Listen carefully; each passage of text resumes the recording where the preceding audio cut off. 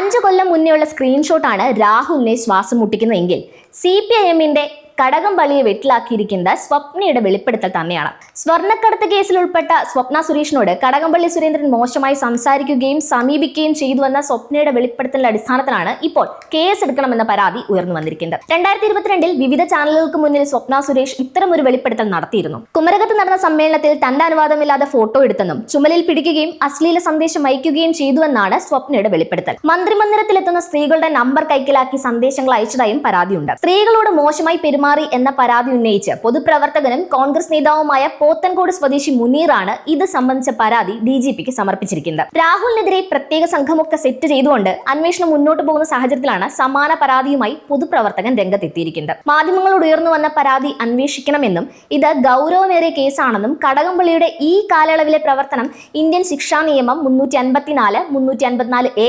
354D, 509 വകുപ്പുകൾ പ്രകാരം കുറ്റകരവും ശിക്ഷാർഹവുമാണെന്നും പരാതിയിൽ പറയുന്നുണ്ട്.